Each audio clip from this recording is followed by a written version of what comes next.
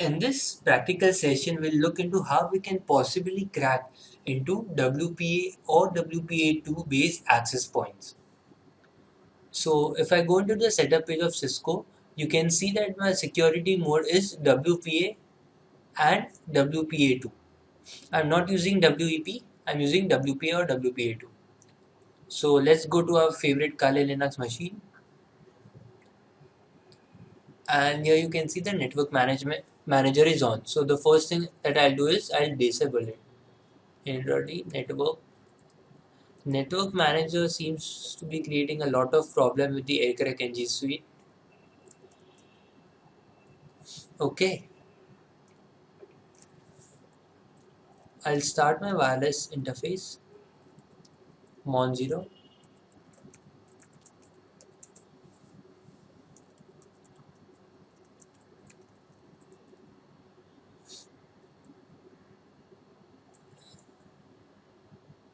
Okay, I'll just verify if the Mon0 is up and running, and yes it is. So let's run an aerodump command and see the available wireless devices in my vicinity.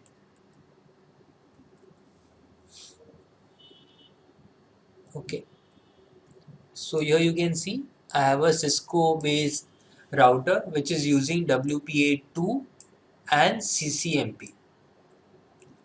So let's try to crack this. So what I'll do is,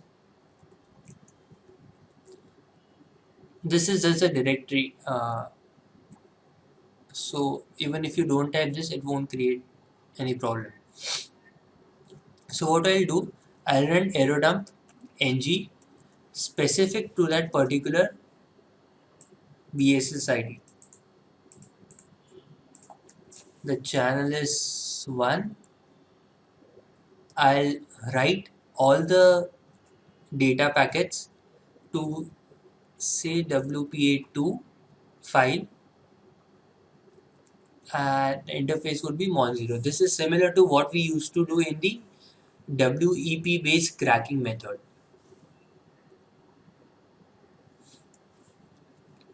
So it is sending out beacon frames, and here you can see there are no client associated with it. What we are interested in a WPA handshake capture. So whenever some client connects to this WPA2 network, there occurs a four-way handshake. And if any client connects to the network, we'll be able to capture the four-way handshake. So what I'll do is I'll start my Wi-Fi in my mobile and I'll connect to the Cisco router. Now what will happen when I connect is, here you'll be able to see the client list, and along with that, here you'll see a WPA handshake. So let's try it out. Okay. So here you can see, as soon as my mobile client connected the Cisco router, it captured the WPA handshake. This is basically the four-way handshake that we are looking for. I'll control C it to stop. Now once we have captured the four-way handshake, now we can use dictionary or brute force method to crack it. So I'll do a ls,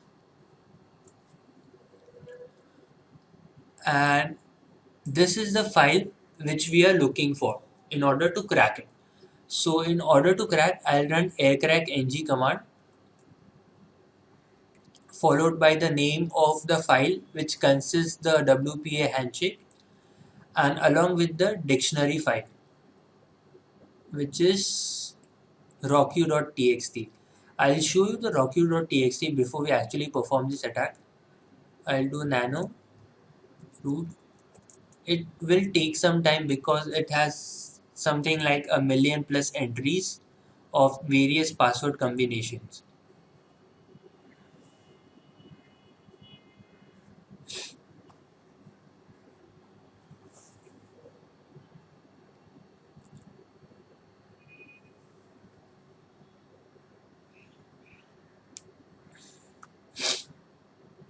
Till the time it loads, I'll just explain you this command.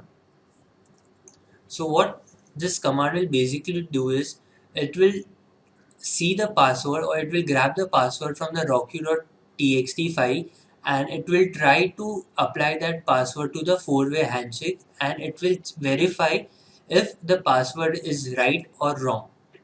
So here you can see there are thousands of entries of different types of passwords. It is basically a possible type of passwords which might be common among various access points. So I'll run this, and here you can see AirCrackNG is trying to crack a lot of password, and it finally managed to find the real password. Now it is not really that fast to crack such a combination of alphanumeric password. I had this entry inside the rockyou.txt file. I'll just show you. I'll do a cat rockyou.txt, and I'll grab.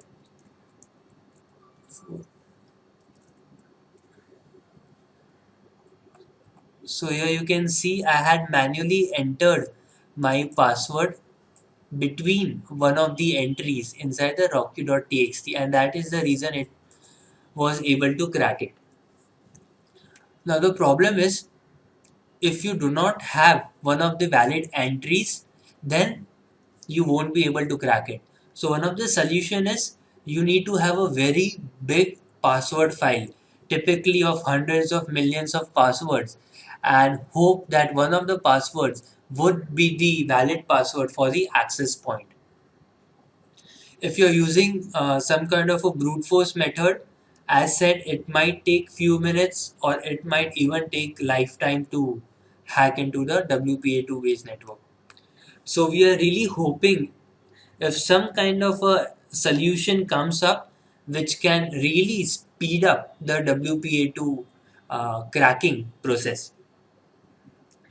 So this is basic about WPA2 cracking. We'll be looking into various other passive based method through which we can crack WPA2. So I hope you got the basic information behind WPA2 cracking, and please try it in the practical session in your own labs. And thank you very much for watching.